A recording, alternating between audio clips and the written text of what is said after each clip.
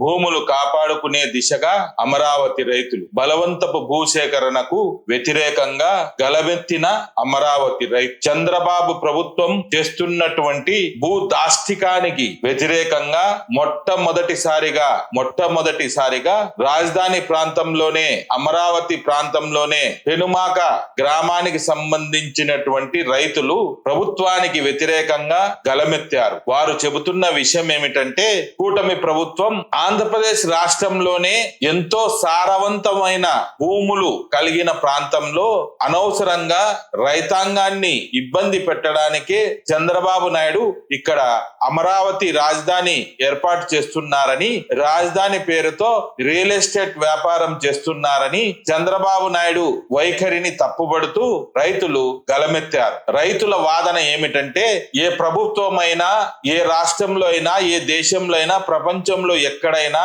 ప్రభుత్వానికి ప్రజల ప్రయోజనాల కోసం భూమి తీసుకోవాలంటే 10%, 15%, 20%, 30% తీసుకునే విధానాన్ని ప్రపంచమంతా అవలంబిస్తుంటే ఒక్క ఆంధ్రప్రదేశ్ రాష్ట్రంలోనే, ఒక్క చంద్రబాబు నాయుడు ఆధ్వర్యంలోనే, ఈరోజు ఒక్క చంద్రబాబు నాయుడు ఆధ్వర్యంలోనే 70% భూములను తీసుకోవడానికి చంద్రబాబు నాయుడు ప్రయత్నం చేస్తున్నారని, మిగిలిన 20 నుంచి 30% భూములు ఏదైతే మళ్ళీ ఫ్లాట్ల రూపంలో కేటాయింపు చేస్తామని చెబుతున్నారో అది కేవలం కాగితాలకు మాత్రమే పరిమితమైందని, అదే కాగితంలో అగ్రిమెంట్ పేపర్ లో ఒక నిబంధన కూడా ఉందని, ప్రభుత్వానికి అవసరమైతే, ప్రజా ప్రయోజనాల నిమిత్తం ప్రభుత్వానికి అవసరమైతే ఫ్లాట్లుగా ఇచ్చిన భూమిని కూడా తిరిగి తీసుకుంటామని పాయింట్ అక్కడ పొందుపరచడం కూడా జరిగిందని, దీన్ని బట్టే చంద్రబాబు నాయుడు మా భూములను 100% తీసుకునే దిశగా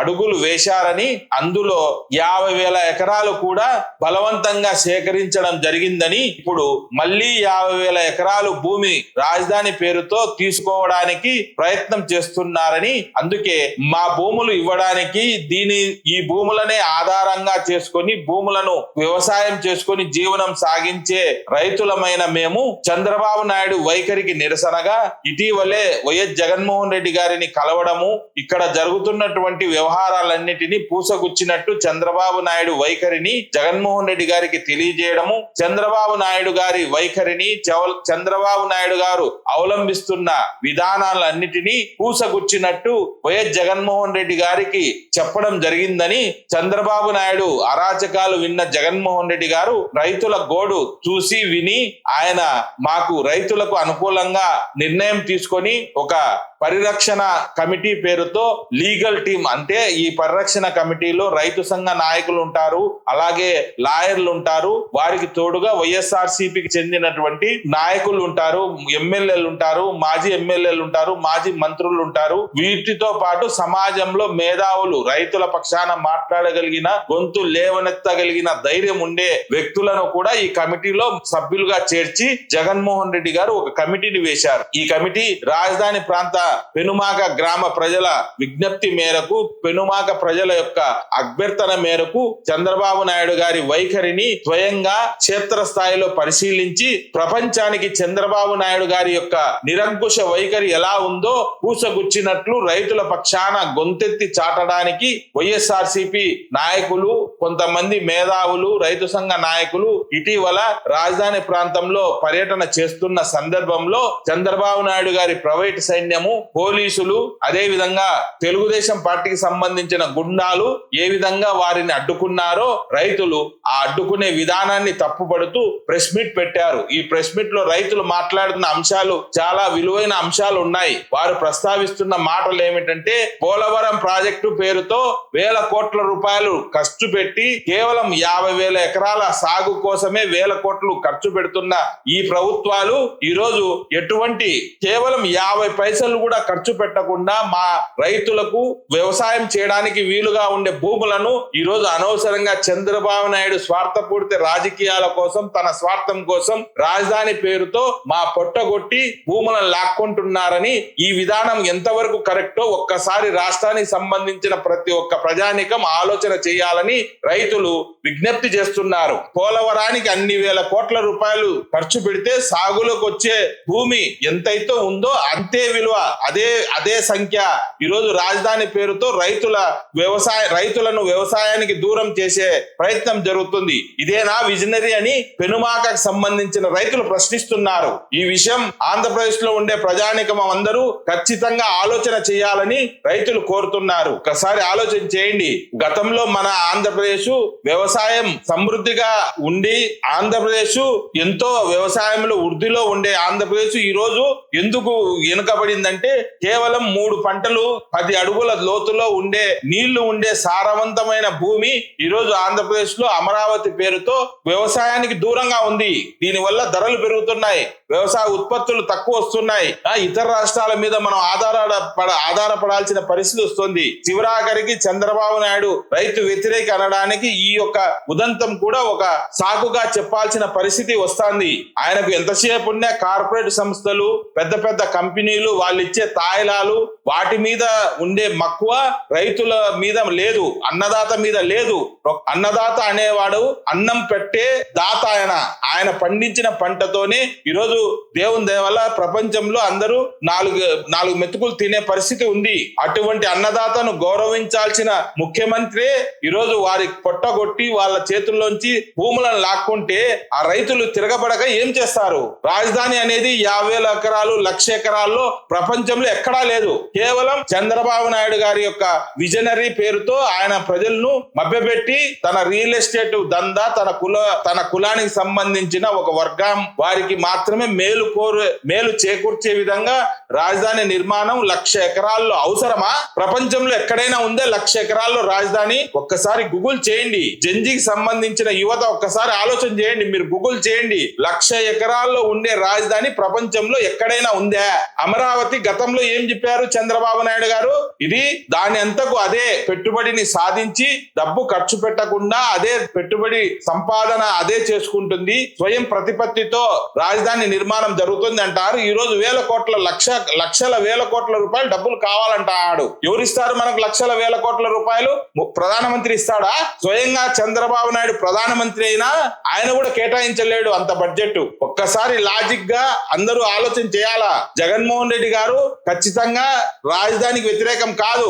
రాజధాని ఉంటే అది ఒక ఫీడింగ్, రాష్ట్రానికి ఒక ఫీడింగ్. డబ్బు అనేది అక్కడ రొటేషన్ అయితే అది మనకు హైదరాబాదు రాజధానిగా ఉన్నప్పుడు అక్కడ డబ్బు ఎలా రొటేషన్ అవుతుందో, డబ్బు ఏ విధంగా వస్తుందో ప్రభుత్వానికి అవన్నీ తెలిసిన వ్యక్తి. ఆయనేం ఆషామాషి వ్యక్తి ఏం కాదు. కానీ రాజధాని పేరుతో జరుగుతున్న భూ మాఫియాకు వ్యతిరేకం, అమరావతికి వ్యతిరేకం కాదు. ఇప్పుడు ఏదైతే మావిగన్ అంటున్నాడో ఆ మావిగన్ అంశం కూడా ఆయన ఏమంటున్నాడు? ఇన్ఫ్రాస్ట్రక్చర్ అంటే మౌలిక సదుపాయాలు ఉండే ప్రాంతంలో రాజధాని అనేది చేపడితే తక్కువ ఖర్చుతో చిన్న చిన్న అవసరాలను మనం ప్రభుత్వం సహాయం చేసినా అక్కడ రాజధాని నిర్మాణం అవుతుంది.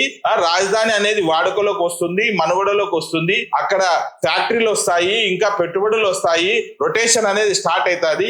అసలే మనము కాంగ్రెస్ పార్టీ విభజన చేసే విధానం సరిగ్గా లేక మనం చాలా ఇబ్బంది పడే పరిస్థితిలో మన ఆంధ్రప్రదేశ్ ఉంది. ఇటువంటి తరుణంలో వేల కోట్ల రూపాయలు, లక్షల కోట్ల రూపాయలు పెట్టుబడి తీసుకొచ్చి అమరావతి నిర్మాణం ఎలా చేయగలుగుతాము, ఎక్కడి నుంచి చేయగలుగుతాము, ఆ డబ్బు ఎవరిస్తారు మనకు అనే ఆలోచనతోనే ఆయన మావిగన్ను ప్రతిపాదిస్తాడే తప్ప అమరావతికి వ్యతిరేకం కాదు. అమరావతిలో క్షేత్రస్థాయిలో పర్యటన చేస్తే ఇప్పుడు పెనుమాక మీరు మొత్తం వీడియో చూడండి. పెనుమాకకు సంబంధించిన రైతులు, అక్కడ రైతుల గోడు ఏందో మీకు అర్థమవుతుంది. మొత్తం వీడియో చూస్తే మొట్టమొదటిసారిగా రైతులు, అమరావతి ప్రాంత రైతుల గోడు ఏందో, రైతుల గొంతు ఏందో, అక్కడ వాళ్ళకి జరిగే బాధ ఏందో, నారాయణ ఆధ్వర్యంలో సిఆర్డిఏ ప్రభుత్వము సంస్థ ఏదైతే ఉందో వాళ్ళు చేసే దౌర్జన్యము, వాళ్ళు ఏ విధంగా భూములు లాక్కుంటా అనేది, భూములు ఈనోళ్ళకి ఏ విధంగా సతాయిస్తా అనేది, ఏ విధంగా ఇబ్బంది పెడతా అనేది, భూములు ఇకుంటే పక్క వాళ్ళ రోడ్లు తీసుకొచ్చి ఈ భూములు వాళ్ళ భూముల్లో రోడ్లు వేస్తారా? వ్యతిరేకిస్తే వాళ్ళ మీద అక్రమ కేసులు పెడతారా? దౌర్జన్యం కాదు ఇది. ఈ రాష్ట్రంలో రైతు కంట కన్నీరు ఈ రాష్ట్రానికి మంచిదే? రైతు ఏడుచ్చే ఈ రాష్ట్రానికి మంచిదే? ఒక్కసారి మీరందరూ ఆలోచన చేయాలా. చంద్రబాబు నాయుడు గారు ఎంతటి రైతు వ్యతిరేకో, రైతుల గొంతు ఏ విధంగా నొక్కుతాడో, రైతు కడుపు ఎలా కొడుతున్నాడో ఈ రాజధాని వ్యవహారంలో మన అందరికీ బాగా అర్థం చేసుకోవాలా. కేవలం ఆయన దందా జరుగుతానేది, ఆయన హవా నడుస్తానేది మీడియా వల్ల ఒక అబద్ధాన్ని 10 రకాలుగా 10 సంస్థలతో చెప్పించి ఆంధ్రప్రదేశ్ లో ఉండే ప్రజల మైండ్ సెట్ ను నిజాన్ని గ్రహించకుండా చేస్తాడే తప్ప ఆయన అంత పరికిమాలిన వ్యవహారాలు చేసే వ్యక్తి ప్రపంచంలో ఎక్కడా ఉన్నాడు. ఇటువంటి ఆలోచన ఏమయ్యా, మీరు ఆలోచన చేయండి. ఎవడైనా ఇప్పుడు మనం ఒక సంసారం చేసే వ్యక్తులం ఎవరైనా సరే మన దగ్గర 100 రూపాయలు ఉంటే 80 రూపాయలు ఖర్చు పెడతాం గానీ 20 రూపాయలు మిగులుచుకునే ప్రయత్నం చేస్తాం గానీ మన దగ్గర 100 రూపాయలు ఉంటే 1000 రూపాయలు ఏదన్నా అంచనా వేసి వ్యవహారం చేస్తామా? ఇది కూడా సేమ్ అలాగే. మన రాష్ట్రానికి స్తోమత లేదు. లక్షల వేల కోట్ల రూపాయలతో అమరావతి నిర్మాణం చేసే స్తోమత మన ఆంధ్రప్రదేశ్ రాష్ట్రానికి ప్రస్తుతం లేదు. మనకు సహాయం చేయడానికి కేంద్రంలో ప్రభుత్వాలు లేవు. ఎందుకంటే ఈ రాష్ట్రంలో ప్రాంతీయ పార్టీలు ఉన్నాయి. కేంద్ర పార్టీలు ఏదైతే ఉన్నాయో ఆ పెద్ద పార్టీలు ప్రాంతీయ పార్టీలకు ఎప్పుడూ సహకరించవు. అది జగన్ ఉన్నా సహకరించవు, చంద్రబాబు నాయుడు ఉన్నా సహకరించరు. బీజేపీ వాళ్ళు ఒకవేళ వచ్చినా ఒకే రాష్ట్రానికి, ఒక చిన్న రాష్ట్రానికి 1,000 వేల కోట్ల రూపాయలు డబ్బు ఇయ్యరు. ఇది అసాధ్యం. అందుకే జగన్మోహన్ రెడ్డి గారు ఏమంటారు, ఈ రాష్ట్రానికి రాజధాని శాశ్వతంగా ఉండకుండా చేయడానికి చంద్రబాబు నాయుడు గారు ప్రయత్నం చేస్తారని చెప్తారు. మనం ఆలోచన చేయాలా ఒకసారి ప్రజలందరూ. జంజీ జనరేషన్ అంటే మూర్ఖంగా ఒకటి చెప్పింది వినకుండా వాడి సాంకేతికతను వాడుకొని అది నిజమా అబద్ధమా గూగుల్ చేస్తారో ఏం అడుగుతారో ఇంకోటి చేస్తారో మొత్తాన్ని కనుక్కోండి, తెలుసుకోండి. జగన్మోహన్ రెడ్డి విలన్ గా చూపించే ప్రయత్నాన్ని అడ్డుకోండి. జగన్మోహన్ రెడ్డి మేధావి మీకు తెలియదు. జగన్మోహన్ రెడ్డి ఎటువంటి మేధావి, జగన్మోహన్ రెడ్డి పరిపాలన ఎలాంటి, ఏ విధంగా చేసినాడు, ఎంత నిష్పక్షపాతంగా, ఎంత పద్ధతిగా, ఎంత పారదర్శకంగా చేసినాడో గతంలో పరిపాలన క్షేత్రస్థాయిలో అధికారులు నిజాయితీగా ఉండే వాళ్ళకు తెలుసు. వాటి లబ్ధి జరిగిన వాళ్ళకు తెలుసు. ఈరోజు ఆంధ్రప్రదేశ్ రాష్ట్రంలో అడుగడుగున అవినీతి. ఒక్క చిన్న విషయము, ఇప్పుడు SIR అని పెట్టినారు కదా, ఈ SIR అనేది మనకు ఒకవేళ వాలంటరీ వ్యవస్థ ఉండింటే ఒక ముస్లింలకే కాదులే, రాష్ట్రంలో ఉండే ప్రతి ఓటరుకు SIR నమోదు చేసి ఫారం ఇవ్వాల్సిందేలే. ఎంత ఈజీగా ఉండిందో. ఈయనే జగన్మోహన్ రెడ్డి యొక్క ఆలోచన విధానం, జగన్మోహన్ రెడ్డి పనితీరు ఏందో ఒక్కసారి మీరు ఆలోచన చేయండి. ఇప్పుడు ఎవరు చేస్తున్నారు, ఎవరిని అంతా వాడు పరిగెత్తాడు. స్వయంగా మనమే చేసుకోవాలి. ప్రజలు ప్రభుత్వం పట్టించుకోవడంలే. అదే వాలంటరీ వ్యవస్థ ఉండింటే, అదే జగన్ అధికారంలో ఉండింటే SIR కోసం మనం పోవాల్సిన అవసరం ఉండిందా? వాలంటరీ మన ఇంటికాడికి వచ్చి ఫామ్ ఫిల్అప్ చేసుకొని సంతకాలు పెట్టించుకొని వాటికి కావాల్సిన ఆధార్ కార్డు తీసుకొని, అదే విధంగా 2024 సంవత్సరం ముందో ఆ సంవత్సరం ఓటర్ లిస్టు తీసుకొని వాడే అన్ని నోట్ చేసుకొని వాళ్ళే అంత రాసుకొని జస్ట్ మనకు 2 ఫోటోలు, ఆధార్ కార్డు జిరాక్స్, సంతకాలు చేపించుకొని పోయేవాళ్ళు. ఒక్కసారి ఇది నిజమా కాదా మీ మనస్సాక్షిని అడగండి. గతంలో చంద్రబాబు నాయుడు పాలన ప్రస్తుతం చూస్తాం, గతంలో కూడా చూస్తాం. ఒక్కసారి ముఖ్యమంత్రి అయింది జగన్. ఒక్కసారి ముఖ్యమంత్రి అయిన జగనే ఇంత విప్లవాత్మకమైనటువంటి ఎన్నో మార్పులు తీసుకొచ్చి పరిపాలన సౌలభ్యాలు ప్రజల కోసం ఏర్పాటు చేస్తే 40 ఏళ్ళు ముఖ్యమంత్రిగా పనిచేసిన వ్యక్తి ఏ రకమైన పరిపాలన అందియాలా? ఆయన మేధావితనం ఏ విధంగా చూపియాలా? ఒక్కటన్నా చూపించినాడా? ఒక్క మేలన్నా ఉందే? ఒక్క పథకమన్నా ఉందే? ఒక్కసారి మీరందరూ ఆలోచన చేయండి. పచ్చ చొక్కాలోళ్ళు మాటలు మీరు నమ్మకండి. కూటమి ప్రభుత్వానికి సంబంధించిన పార్టీ వాళ్ళ మాటలు మీరు నమ్మకండి. మీ ఆత్మ ప్రబోధన, అంతఃకరణ శుద్ధితో మీరు ఆలోచన చేస్తే మీకు నిజానిజాలు బోధపడతాయి. పేపర్ చూడండి. ఈనాడు ఏం రాస్తాడు, ఆంధ్రజ్యోతి ఏం రాస్తాడు, సాక్షి ఏం రాస్తాంది. సాక్షి జగన్ది కాబట్టి నిజాలు రాస్తుంది, ప్రభుత్వానికి వ్యతిరేకం. కానీ క్షేత్ర స్థాయిలో పరిస్థితులు మీరు గమనించుకోండి. ఈ ప్రపంచంలో చంద్రబాబు నాయుడు అంత మ్యానిపులేటర్ ఇంకొకరు లేరు. ఆయన ఒక స్పెషలైజ్డ్ పర్సన్ అన్నమాట. రైతుల గోడు ఏందో రైతుల మాటల్లోనే మీరు వినండి. మొత్తం వీడియో మీరు చూడండి. వాళ్ళు చెప్పేదానికి మేము చెప్తున్న విషయాలకు సాక్ష్యాధారాలు ఇవి. ఈ వీడియోలో ఉండే మాటలు సాక్ష్యాధారాలు. ఎందుకంటే మా మీద కూడా ఉంటాయి నిఘాలు, మా మీద కూడా కాసుకొని ఉంటారు. కానీ మేము నిజాలను బేస్ చేసుకొని ప్రజల ముందు పెట్టడానికే మేము ఈ రకంగా ఆధారాలతో పెడతాం. ఇది విషయం. దయచేసి అందరూ మొత్తం వీడియోను వినండి, చూడండి. రైతుల గోడు ఏందో, అమరావతి రైతుల భాగోతం ఏందో, చంద్రబాబు నాయుడు అవినీతి ఏందో ఒక్కసారి వాళ్ళ నోటి గుండానే వినండి. ఉంటా.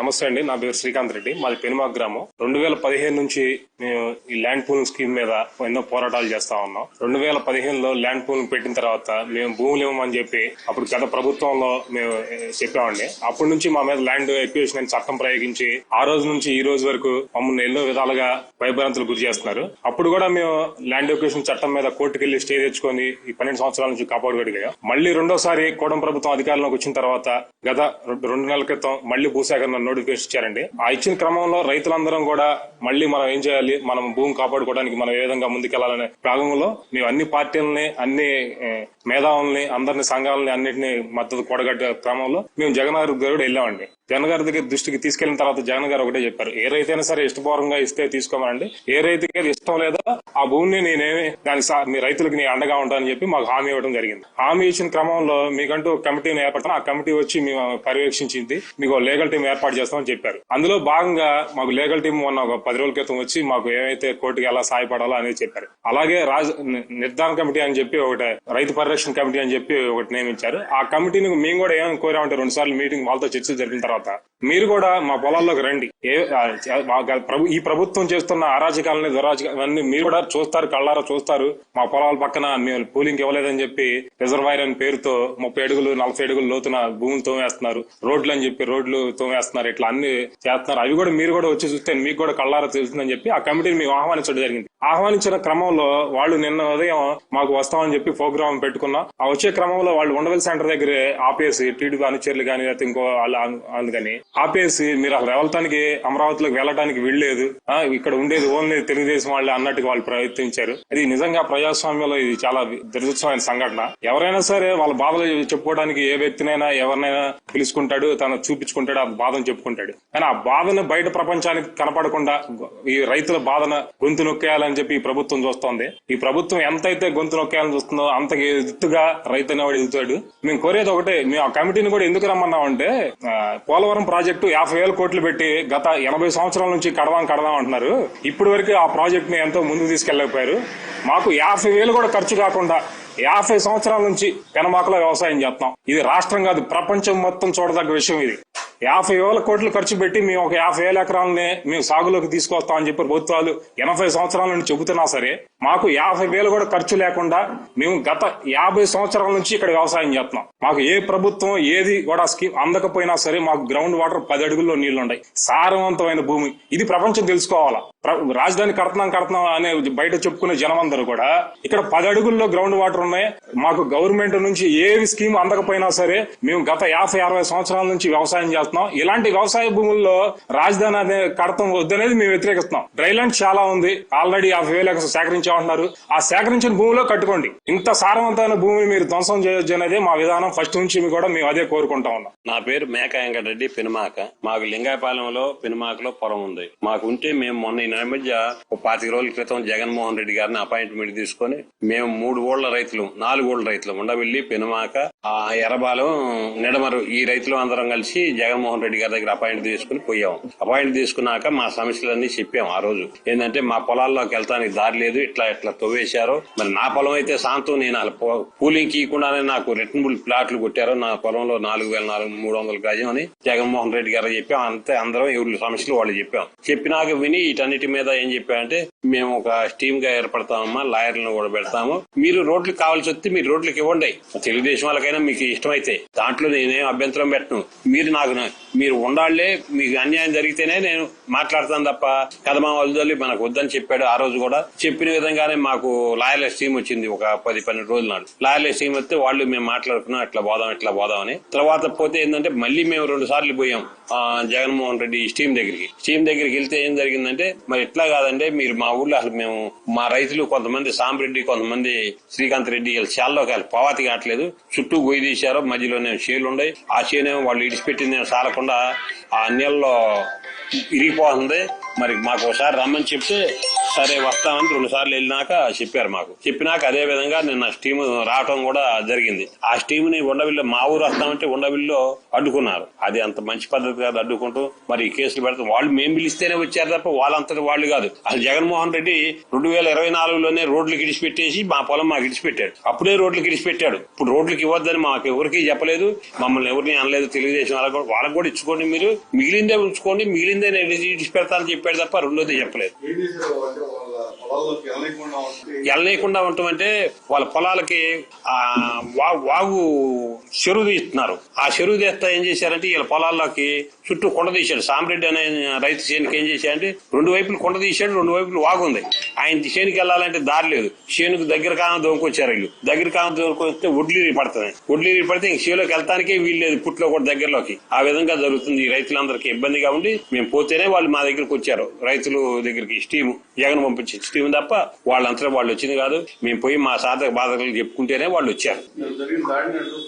దాడిని అది అమానుషం, అక్రమం. ఆ విధంగా దాడి చేయటం అంత మంచి పద్ధతి కాదు. ఎందుకు దాడులు చేసుకుంటూ చెప్పుకొని వాళ్ళు చెప్పుకున్నందువల్ల వాళ్ళకే కదా. మరి ఇక్కడ ఏదో దాచిపెట్టినట్టే వీళ్ళు ఇక్కడ రానిపోవటం అంటే పెనమాక రాని లేదంటే ఇక్కడ ఏదో జరిగింది, ఆ జరిగిన దాన్ని వాళ్ళు కప్పుచ్చుకున్నట్టేగా. రానికి పోవటం అంటే దాని ఒక ఉద్దేశం. మమ్మల్ని ల్యాండ్ ఇవ్వని అడుగుతున్నారు వాళ్ళు.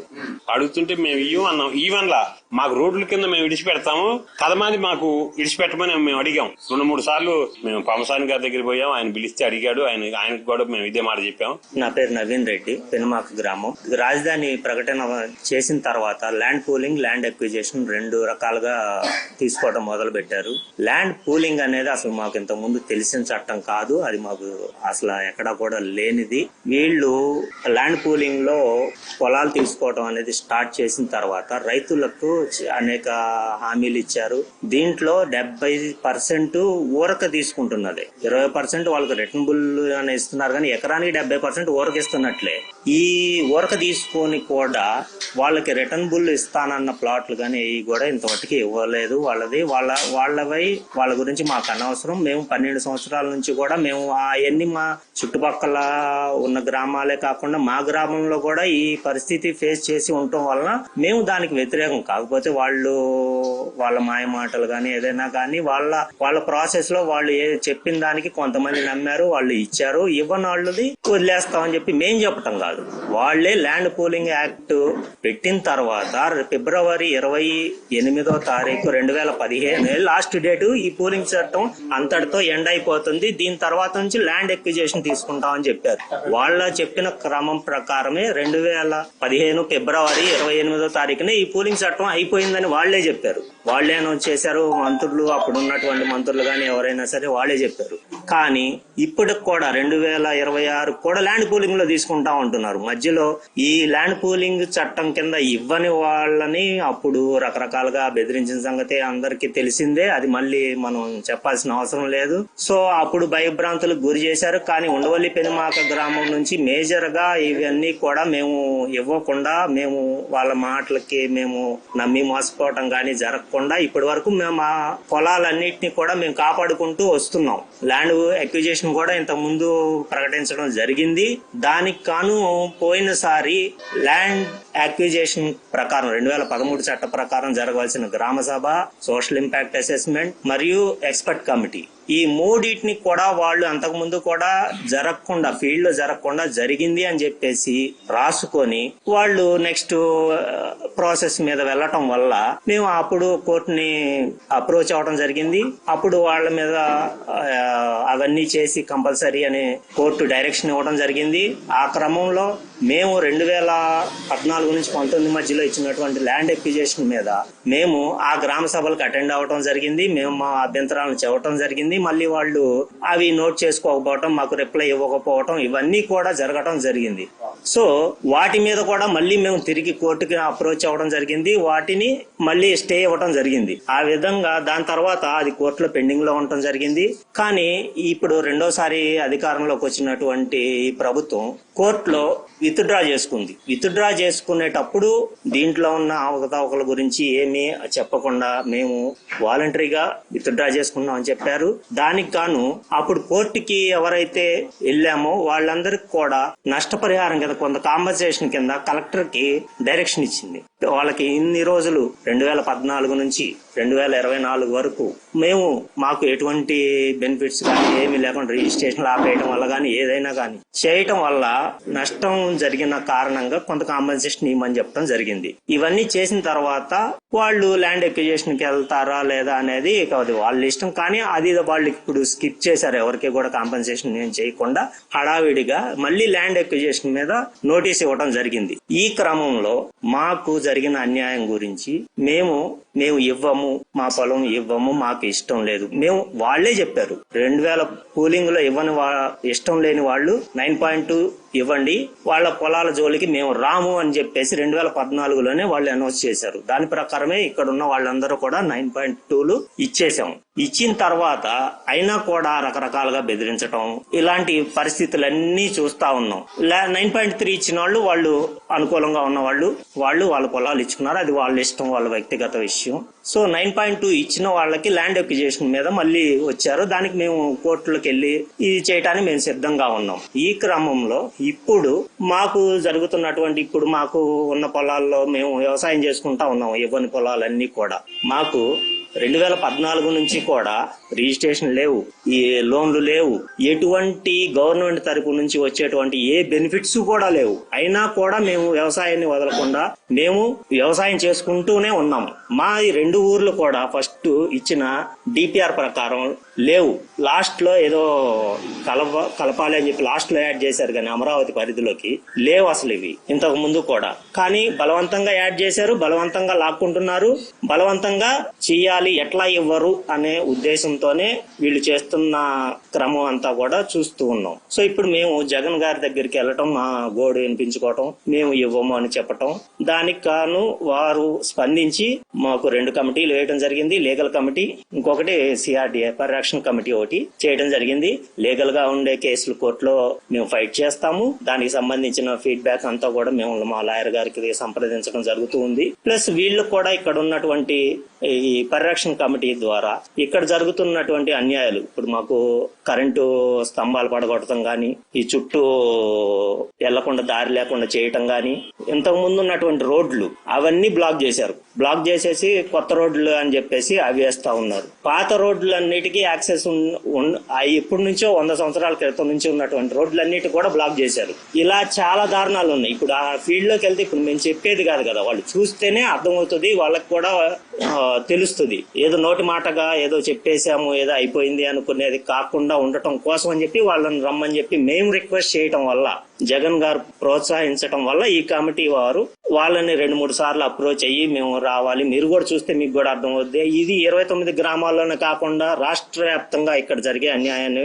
బయటికి చెప్పొచ్చు అనే క్రమంలో మేము వాళ్ళని రిక్వెస్ట్ చేయడం జరిగింది. వాళ్ళు నిన్న ఆ ప్రోగ్రామ్ పెట్టుకుని రావటం జరిగింది. వాళ్ళని తిన్నగా వస్తే ఇక్కడికి వచ్చేవాళ్ళు, ఇదే ప్లేస్ లో కూర్చునే వాళ్ళు, చెప్పేవాళ్ళం, వాళ్ళు వచ్చేవాళ్ళు, పొలాలు చూసుకునేవాళ్ళు, మా దారిని మేము వెళ్ళిపోయేవాళ్ళం. కానీ నిన్న జరిగిన ఘటన వలన రాష్ట్ర వ్యాప్తంగా కూడా ఇప్పుడు ఈ పరిస్థితులన్నీ బయటికి రావటం జరుగుతూ ఉన్నది. సో అది కూడా రాష్ట్ర వ్యాప్తంగా కూడా చెప్పాలి. ఎందుకంటే ఆ చివర ఉన్నటువంటి శ్రీకాకుళం దగ్గర నుంచి కానీ, ఇటు పక్కన రాయలసీమ వాళ్ళకి కానీ ఇక్కడ ఏదో జరుగుతుందో అనేది వాళ్ళకి తెలియదు. కాబట్టి వాస్తవ పరిస్థితులు వాళ్ళకి వివరించాలన్న ఉద్దేశంతోనే మేము నిన్న రమ్మని చెప్పి పిలవడం జరిగింది. వాళ్ళు ఇక్కడ అంతా అయిపోతుంది అని చెప్తా ఉన్నారు, కానీ ఈడ జరిగేదల్లా 2: ఒకటి కంప కొడతాం, రెండోది నీళ్లు ఎత్తి దిగిపోయటం.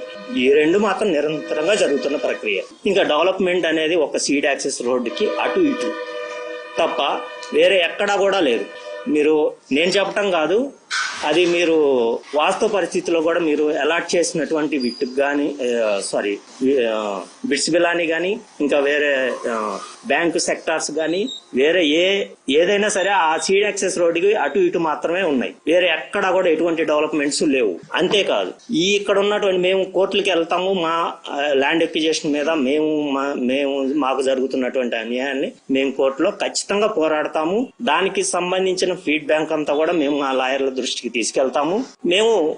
మేము కోర్టులో ఎలా ఫైట్ చేయాలనేది అది మాకు ఇప్పుడు కొత్త కాదు, మేము ఇంతటితో వదిలేసేది కాదు. ఎందుకంటే అది మాకు చట్టం, మాకు ఇచ్చినటువంటి హక్కు. అది 2013 చట్టం అనేది చాలా గొప్ప చట్టం. అది వీళ్ళు సిఆర్డిఏ వాళ్ళు కూడా 2013 చట్టం ప్రకారం ఇప్పుడు రెండోసారి ఇచ్చినటువంటి నోటీస్ లో గ్రామ సభ ఎత్తేశారు, సోషల్ ఇంపాక్ట్ అసెస్మెంట్ ఎత్తేశారు, ఎక్స్పర్ట్ కమిటీ ఎత్తేశారు. ఈ మూడింటిని ఎగ్జామ్షన్ ఇచ్చి వాళ్ళు ఇచ్చేసుకుంటా ఉన్నారు. కానీ సుప్రీంకోర్టు జడ్జిమెంట్స్ ప్రకారం అవి కంపల్సరీ ఉండాలి, చెయ్యాలి. ఇవన్నీ కూడా ల్యాండ్ ఎక్విజేషన్ చట్టం ఇచ్చిన తర్వాత దాని గురించి వివరించాలి కానీ సిఆర్డి అధికారులు మీటింగ్ పెట్టి కూడా పూలింగ్ గురించి చెబుతున్నారు. మీకు పూలింగ్ లో ఎంత వస్తే ఇది పూలింగ్ లో మీకు ప్లాట్ ఇస్తాము, అక్కడ ఇస్తాము, ఇక్కడ ఇస్తాము. మీరు ఇచ్చిన ల్యాండ్ ఎక్విజేషన్ మీద నోటీసు, ఆ చట్టం ఏంటి అనేది వివరించాలి. అక్కడ కూడా 2013 చట్టం ముందున్నటువంటి సెక్షన్లు కొన్ని వాళ్ళకు అనుకూలంగా ఉన్న సెక్షన్లు మీ కాంపన్సేషన్ సరిగ్గా రాదు, 5 లక్షలు ఇస్తాం, 10 లక్షలు ఇస్తాం, ఇదే చెప్తున్నారు. కానీ 2013 చట్టం తీసుకొచ్చిన ఉద్దేశమే రైతులకు బెనిఫిట్స్ కోసం. దాన్ని ఎవ్వరూ ఏమి చేయలేరు. మేము రమ్మంటేనే వచ్చారు వాళ్ళు. అది ఇక అప్రజాస్వామికం. ఇప్పుడు వాళ్ళేమి వేరే స్టేట్ వాళ్ళు కాదు, వేరే కంట్రీ వాళ్ళు కూడా కాదు కదా. ఇక్కడుండే వాళ్ళు మా స్థానిక నేతలు, ఇక్కడుండే చుట్టుపక్కల ఉండేటువంటి నేతలే. వాళ్ళనే జగన్మోహన్ రెడ్డి గారు ఇక్కడ కమిటీలో పెట్టడం జరిగింది. సో వాళ్ళని మా పరిస్థితి ఇప్పుడు నేను చెప్పింది కాదు, ఇప్పుడు నేను చెప్పే పరిస్థితులను ఇప్పుడు వీళ్ళేటు సిఆర్డీ అధికారులేటు మా గోడేటు వినిపించుకోవట్లేదు. గ్రామ సభ పెట్టలేదని మేము అభ్యంతరం ఇచ్చాము, కానీ దాన్ని యాక్సెప్ట్ చేయట్లా. కన్సిడర్ చేయాలో లేదో మా ఇష్టం అంటున్నారు. మేము ఇంకెవరో చెప్పుకోవాలి? నోటీసులు ఇస్తున్నారు. ఏదో వాళ్ళ ఇంట్లో పెళ్లికి లాగా ఏదో బయట కనపడితే నువ్వు వాళ్ళకి చెప్పు, 2వ తారీఖు మీటింగ్ లేకపోతే 3వ తారీఖు మీటింగ్, పెళ్లికి పిలిచినట్టు పిలుస్తున్నారు. కాదు కదా, అది చట్టం. నోటీస్ ఇవ్వాలి, పర్సనల్ గా ఇవ్వాలి. అది ఇచ్చి మీ 15 రోజుల ముందు చెప్పాలి. అవన్నీ కూడా వాళ్ళు చెప్పట్లా. ఇవన్నీ వాళ్ళు అవగాహన చేయాల్సిన విషయాలు కదా. 2013 చట్టం గురించి నువ్వు ఇచ్చిన అక్విజేషన్ యాక్ట్ గురించి నువ్వు చెప్పాలి, కానీ పూలింగ్ గురించి నీకు అనవసరం కదా. అవన్నీ చెప్పట్లేదు. కాబట్టి ఇవన్నీ మాకు జరుగుతున్న అన్యాయాల గురించి కోర్టుకు వెళ్ళటం కోసం మేము వాళ్ళని రమ్మని చెప్తే వాళ్ళకి ఎక్కడ ఉన్నటువంటి అన్ని కూడా విషయాలన్నీ పూర్తిగా తెలుస్తాయి అన్న ఉద్దేశంతోనే వాళ్ళని పిలవటం జరిగింది. అందువలన వాళ్ళు రావటం జరిగింది. వాళ్ళకు కూడా పర్సనల్ గా చూసినటువంటి ఇది ఉంటది కాబట్టి వాళ్ళని రమ్మని చెప్పడం జరిగింది. మేము పిలిస్తే మాత్రమే వచ్చారు. ఆ కమిటీ ఒకసారి కాదు 10 సార్లైనా వస్తారు అని చెప్పి జగన్ గారు మాకు చెప్పారు. అందువల్ల మేము పిలవటం జరిగింది. ఒకసారి కాదు 4 సార్లు కమిటీని మీట్ అయ్యాం. జగన్ గారిని 2 సార్లు మీట్ అయ్యాం. సో వాళ్ళు ఇక అది నెక్స్ట్ పరిణామాలు ఎలా ఉంటాయని మేమైతే మా ప్రయత్నాలు అయితే మేము ఆపము. మేము ఎలా మా భూములు ఎలా కాపాడుకోవాలో మాకు తెలుసు. మేము కోర్టులకైనా వెళ్తాము, ఏదైనా చేస్తాము. మేము మళ్ళీ ఇప్పుడు జరిగిన మళ్ళీ మేము జగన్ గారి దృష్టికి మళ్ళీ తీసుకెళ్తాము. కమిటీ దృష్టికి కూడా మేము వాళ్ళు నిన్న వచ్చారు, ఇంకా మళ్ళీ మేము వాళ్ళకి చెప్పేదే ఉంటది. అవసరమైతే వాళ్ళు చేస్తారు, కోర్టుకి కూడా వెళ్తాం. కానీ ఎక్కడా భయపడం, ఇవ్వని వాళ్ళం ఎక్కడా కూడా వెనకము. మా భూములు ఇంకొకటి రోడ్లకి ఇస్తామన్న తర్వాత వీళ్ళు చేస్తున్న అన్యాయం ఏంటి అంటే, పూలింగ్ కి అంతకు ముందు 3 ఎకరాలు వరుసగా ఉంటే ఫస్ట్ బిట్ లో 3 ఎకరాలు 3 వ్యక్తులది. ఒక ఫస్ట్ ఏదైతే రోడ్డు ఉందో అతను రోడ్లకి ఇస్తాను వల్ల అతని ప్లాట్ లోంచి రోడ్డు వేయటం, అతను కూలింగ్ రానుకొని ఆ రోడ్డు పక్కన ఎకరంలోకి జరపటం, వాళ్ళ దగ్గర బెదిరించి వాళ్ళకి తీసుకోని అక్కడి నుంచి మళ్ళీ ఇంకొక నెక్స్ట్ ఎవరైతే ఇవ్వలేదో వాళ్ళకి డిపిఆర్ అనేది రోడ్లు రోజు రోజుకి మారిపోతా ఉన్నాయి. ఎవరైతే ఇవ్వలేదో వాళ్ళందరి పొలాల్లోకి రోడ్లు రావటం జరుగుతా ఉన్నది. ఇవన్నీ చెప్పాలి కదా. ఇవన్నీ వాళ్ళకి చెప్పడం కోసం మేము వాళ్ళని పిలిచింది. నా పేరు కొండమడుగుల రాఘవరెడ్డి, పెనుమాక, తాడేపల్లి మండలం, గుంటూరు జిల్లా. ఇప్పుడు నేను చెప్పేది ఏంటంటే రైతు వారీగా విధానంలో మీకు విన్నవించుకునేది ఏంటంటే, మీడియా వాళ్ళకి మమ్మల్ని మా దగ్గరకు వచ్చి మీరు ఎలా ఇన్ఫర్మేషన్ తీసుకుంటున్నారో అదే ప్రకారంగా అధికారులు సిఆర్డిఏ కమిషనర్ గాని, సిఆర్డిఏ డిప్టీ కలెక్టర్ గారిని గాని మీరు కూడా క్వశ్చనించే అథారిటీ మీకు ఉన్నది. కానీ మా తరపున మీరు వాళ్ళని అడగాల్సింది ఏందయ్యా అంటే, సార్ మీరు రైతుల యొక్క విధానాల్లో మీరు వెళ్తున్నారు, రైతులు పొలాలు ఇవ్వలేదు, మీరు నోటీసులు పంపిస్తున్నారు, గ్రామ సభ అని పంపిస్తున్నారు. ఇది రైతులకా, ప్రత్యేకించి రైతులకా, ఇవ్వని రైతులకా, ఇచ్చిన రైతులకా, లేదు గ్రామంలో సమస్యలకా అనేది ఒక క్లారిటీ లేదు వాళ్ళకి. మీరు జిల్లా కలెక్టర్ని కూడా మీరు ఈ క్వశ్చన్ అడగొచ్చు. ఎందుకంటే మీరు పబ్లిక్, మీకు ఎవరు భయపడడానికి పని లేదు. వాళ్ళు చెప్పాల్సిన విధానం ఉన్నది కనుక మా తరపున, రైతుల తరపున ఈ విషయం అడగాలి. ఇంకొకటి, కలెక్టర్ గారు నోటీసు పంపించారు రైతులకి. కలెక్టర్ గారు నోటీసులు పంపించే విధానంలో ఇక్కడ ఏ అధికారంతో కలెక్టర్ గారు పంపించాడంటే సిఆర్డిఏ తరపున అనేది పంపించారు. ఈ గ్రామాలు సిఆర్డీలో ఉన్నప్పుడు పొలాలు ఇవ్వకపోతే కలెక్టర్ దగ్గరకు ఈ రైతులు పోవటం ఏంటి?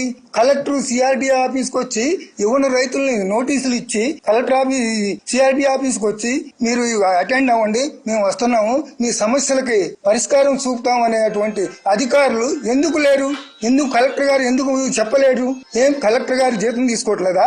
మా నుంచి వసూలు చేసినటువంటి విధానంలో కలెక్టర్ గారు డబ్బులు తీసుకోవట్లేదా? కలెక్టర్ గారి దగ్గరికి రైతులు ఎలా వెళ్తారు? రైతుకి రైతుకి సమస్యలు పొలాల్లో ఉంటాయి, ఇళ్లలో ఉంటాయి. కలెక్టర్ గారికి ఏముంటది? ఉంటది, జిల్లా వ్యాప్తంగా ఉంటది. నోటీసు పంపించినప్పుడు ఇక్కడికి వచ్చి రైతుల సమస్యని ఒక గంట చెప్పే విధానం ఆయనకి ఉండదా? ఆ రైట్స్ ఆయనకి లేవా? లేదా పాలకులు ఆ రైట్స్ ఇవ్వలేదా వాళ్ళకి? అదైనా వచ్చి చెప్పొచ్చు కదా, మాకు అలా ఇవ్వలేదండి, మేమేదో వచ్చామని చెప్పాలి కదా. ఇంకొకటి, సిఆర్డిఏ కమిషనర్ డిప్యూటీ కలెక్టర్ గారు పెనుమాక గ్రామం నుంచి ఏం చెప్తారా అంటే, మీరు పొలాలు ఇవ్వండి అని అడుగుతారు. పొలాలు ఇస్తామండి, మరి ప్లాట్ ఎక్కడ ఇస్తారంటే, ప్లాట్ ఇచ్చేది ఎక్కడ చెప్పరు, కాగితాల మీద ఇస్తారు. కాగితాల మీద ఇస్తే ఏం చేయాలా? మళ్ళీ దాంట్లో ఏమని ఉంది? రైతు పూలింగ్ ఇచ్చిన దాంట్లో అవసరం అయితే ఈ ఇచ్చిన భూమి కూడా గవర్నమెంటే తీసుకుంటది అని ఉంది. అంటే ఆ ఇచ్చిన రైతుకి గవర్నమెంట్ దానా ధర్మం ఇస్తే ఇచ్చింది, లేకపోతే లేదు. అంటే అప్పుడు ఏంటి? 70 ఎకరం ఇస్తే 70 సెంట్ వాళ్ళు తీసుకొని ఈ 30 సెంట్ కూడా ఇవ్వకుండా దీనికి ఎక్యువేషన్ డబ్బులు ఇస్తారా? చెప్పాలి కదా. అది కూడా మేమే తీసుకుంటాం అన్నప్పుడు ఆ పొందుపరిచిందంటో ఇది కూడా పొందుపరచాలి కదా. పొందుపరచలా. అది అడిగితే డిప్యూటీ కలెక్టర్ గారిని నాకేం తెలియదు అంటాడు. పొలం ఇస్తే తీసుకుంటాము అని అంటాడు. పొలం ఇస్తే తీసుకునే విధానంలో నువ్వు కమిషనర్ దగ్గర నుంచి ఏమండి మనం రైతులు ఇలా అడుగుతున్నారు, నేను అడిగా డిప్యూటీ కలెక్టర్ గారిని, నాకేం తెలియదు అన్నాడు. కమిషనర్ గారిని కనుక్కోమన్నా. కమిషనర్ గారిని కనుక్కుంటే కమిషనర్ గారు నేను మొన్నే వచ్చాను, నాకు కూడా ఏమీ తెలియదు, ఏదో మీటింగ్ కి వచ్చాను నేను, మీరు చెప్తే వింటాను అనే దానికి ఒక కమిషనరు ఏమీ తెలియనటువంటి వాడు కేడకు వచ్చి రైతుల్ని ఏం అడుగుతాడు? ఏం చెప్తే వింటాడు? కమిషనర్ ఏమో ఇక్కడ సిఆర్టీఏ, కలెక్టర్ ఏమో గుంటూరు, కలెక్టర్ ఏమో నోటీస్ ఇస్తాడు. అసలు ఇది సిఆర్డీఏనా? డిప్యూటీ కలెక్టరా? పాలకులా? అసలు ఎవరు దీనికి సంజాయితీ? రైతుల దగ్గరికి రైతుల దగ్గరికి వచ్చే మాట్లాడాల్సిన అవసరం ఎవరికి ఉన్నది? ఎవరికి లేదు. ఎవరికి వాళ్ళు ఊరిక అధికారపూర్వకంగా ఏదో సంతకాలు పెట్టి పంపిస్తున్నారు. ఆ రైతులు ఏం చేయాలా? ఎవరినో ఆశించుతారు, వాళ్ళు వచ్చి ఏదో చెప్పుకుంటారనుకో, వాళ్ళు చెప్పినా చేసేది ఏమీ లేదు. చట్టం 2013 చట్టం పార్లమెంటు బిల్లు పాస్ చేసి సుప్రీంకోర్టుకి ఒక జారీ చేసింది. ఆ జారీలో ఏమని ఉంది? రాష్ట్ర గవర్నమెంట్ ఇష్టం వచ్చినట్టు తీసుకోమని లేదు. కేంద్ర గవర్నమెంట్ కి 7కి పర్మిషన్ ఉంది. ఎందుకు? అది నేషనల్ విధానంలో వాటికి 7కి ఉంది. వాటికి రైతులు ఎవరు అడ్డుపడలా. ఇప్పటికి అడ్డుపడినా వాళ్ళు వేసుకుంటూ పోయారు, కోర్టుకు పోయారు, వాళ్ళు ఏదో డబ్బులు ఇచ్చారు, వీళ్ళు ఎవరో తీసుకున్నారు. అంతవరకు రైతులకు తెలుసు. రైతులకి ఏమీ తెలియదు అనుకోవటం అది ఒక పద్ధతి కాదు.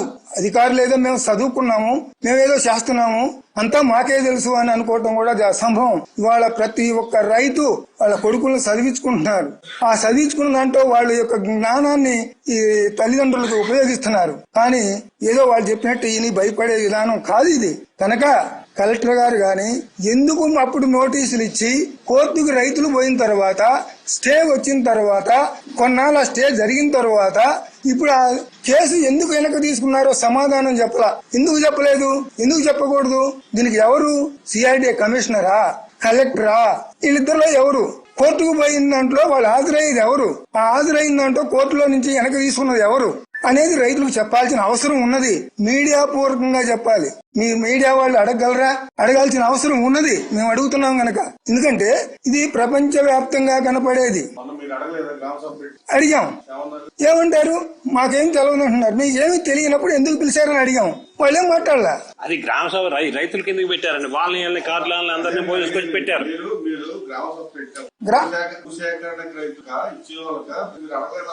అయితే ఇక్కడ ఏం జరిగిందంటే, గ్రామ సభ అని పెట్టిన తర్వాత మేము రైతులు ఎవరు దాంట్లో పాల్గొనలేదు. అయితే కలెక్టర్ గారికి మేము ఏం పంపించాం, ఏమని, మీరు ఇవ్వని పొలం రైతులకు పెట్టారా, గ్రామ సభ పెట్టారా అనే దానికి క్లారిటీ ఉందా లేదా? మీకు క్లారిటీ ఉంటే గ్రామ సభ అనే దానికి 100 సమస్యలు ఉన్నాయి గ్రామంలో. ఈ సమస్యలన్నీ మాట్లాడటానికి రైతులకు ఛాన్స్ ఎక్కడే ఉంటది? ఛాన్స్ లేదు గనక మీరు మళ్ళీ గ్రామ సభ పెట్టండి అని మమ్మల్ని ఇచ్చాం. వాళ్ళు వస్తారా రారా అనేది కూడా సమాధానం లేదు. ఇవ్వటం వరకే. సాయంకాలం 6 గంటలకు ఇచ్చారు మాకు నోటీసు. సాయంకాలం 6 గంటలకు ఇచ్చారు. రేపనంగా మీటింగ్. ఇక్కడ ఎవరి విధానం వాళ్ళ విధానాల్లో మాట్లాడే ఇదే కాదు. ఇది రైతు సమస్య, రాజకీయ పాలకులది కాదు, గవర్నమెంట్ ఎవరు తెస్తే వాళ్ళది కాదు. ఇది రైతుల సమస్య. ఏ గవర్నమెంట్ వచ్చినా వాళ్ళ పరిధిలో వాళ్ళు మాట్లాడతారు. ఇది రైతుల సమస్య. రైతులు ఎలా చేయాలి అనే దానికి ఒక ఎవరినో పట్టుకుంటారు, మేధావుల్ని. ఆ మేధావులను పట్టుకునే పోతారు గాని ఏదో రాజకీయ విధానాల్లో మాట్లాడే సమస్య కాదు ఇది. రాజధానికి ఇవ్వాలి పొలం. రాజధానికి ఇవ్వాలి అంటే ఎక్కడ ఇవ్వాలి? వాటర్ ఇక్కడ దగ్గరలోనే ఉంది. అసలు ఈ గ్రామము పెనుమాక గ్రామం, ఉండవల్లి గ్రామం అర్బన్ ఏరియాలో చేరి 35 సంవత్సరాలు అయింది. అసలు అర్బన్ ఏరియా అంటే ఏంటి అనేది ఇక్కడ కొంతమందికి తెలుసో తెలియదో కానీ నాకైతే తెలుసు. అర్బన్ ఏరియా అంటే డెవలప్ ఏరియాలో ఉన్నది అని. ఈ డెవలప్ ఏరియాలో ఉన్నదాన్ని ఈ డెవలప్ చేయాల్సిన అవసరం ఏమొచ్చింది? ఆనాడు ఇవాళ 40 ఎకరాలు ఈ గ్రామం, ఇవాళ 90 ఎకరాలు అయింది. ఎవరొచ్చి డెవలప్ చేశారు? రైతులు కష్టపడి టౌన్ పక్కనుండా టౌన్కు పోయి ఇక్కడ పండించే పంటని టౌన్కు పోయి అమ్ముకొని ఇక్కడ బిల్డింగులు కట్టారే గాని ఏదో ఎక్కడి నుంచో దోసుకొచ్చి కట్టింది కాదు, ఎవరో ఇస్తే కట్టింది కాదు. ఆ భూదేవిని నమ్మి ఆ భూదేవి విధానంలో రైతుకు సహకరించింది. ఆ భూదేవి రైతు కట్టుకున్నాడు. ఇవాళ 90 ఎకరాలు అయింది ఈ గ్రామం. ఇక్కడ ఏమి ఇచ్చారు? ఏ గవర్నమెంట్ ఏమి ఇచ్చింది? ఒక కాలేజీ ఉందా? ఒక స్కూల్కి ఇవాళ పిల్లలు రోడ్లో చెట్ల కింద చదువుతున్నారు. ఇవాళ పెనమాక గ్రామం అంటే ఒకప్పుడు మంచి పేరున్న గ్రామం. ఈ గ్రామం నుంచి ఒక ఎమ్మెల్యే గెలిచి ఉన్నాడు.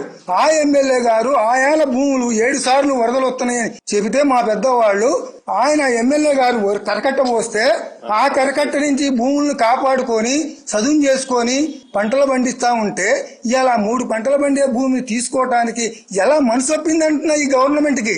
ఏ గవర్నమెంట్ అయినా సరే, సెంట్రల్ గవర్నమెంట్ అంతా తీసుకోదు. సెంట్రల్ గవర్నమెంట్ ఏదో వాటికి ఉపయోగపడేటట్టు ఒక దారిని పోతారు. అది సెంట్రల్ గవర్నమెంట్ ఏం చెప్పింది?